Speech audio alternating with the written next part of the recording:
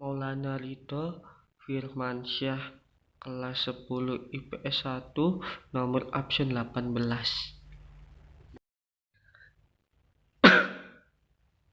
Narima ing pandum wis karep dikrungu lan diucapke, nanging sakmene angel dilakoni sajrone urip sedina-dinane.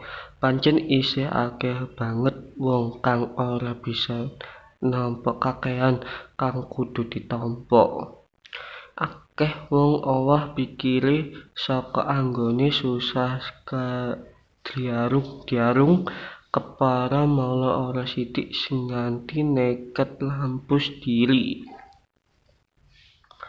Kenyataan iku nuduhake yen sakmene wong-wong mau durung bisa ditindak rasa narima ing pandum. Narima ing pandum ngemu teges tampa kanthi ikhlas apa sing ditimbas lan apa sing diasilake.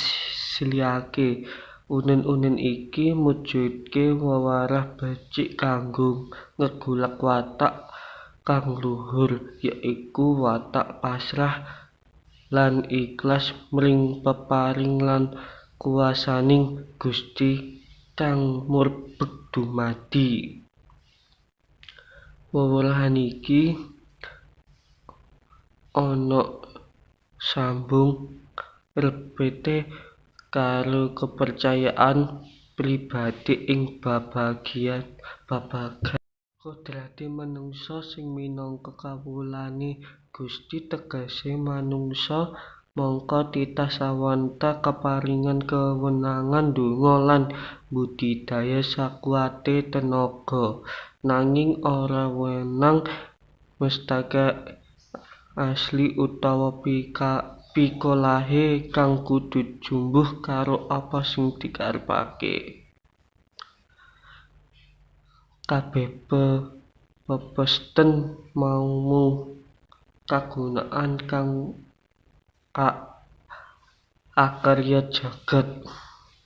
Mangka tuladha umpamane ana wong kang nggone nyambut gawe wis mempeng banget paribasan swah kanggo sikil kanggo silah, lan yen wis ora kurang-kurang anggone budidaya kanthi ndonga lan ikhtiar, nanging sayatane asline ora sepira, kadangkali malah ndang kapitunan yen lagi ndaden kahanan kang kaya mangkem iki. Minangka manungsa lumrah wis semestine atme banjur susah lan ngrusulak.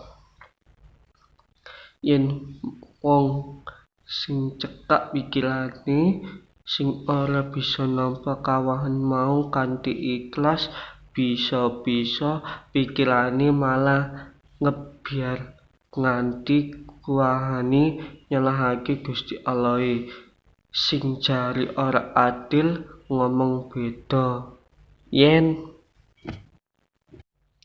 manungsa mau engkang marang pitutur narima ing pandum, anggone susah lan ngresula mau ora bakal kedawa-kedawa.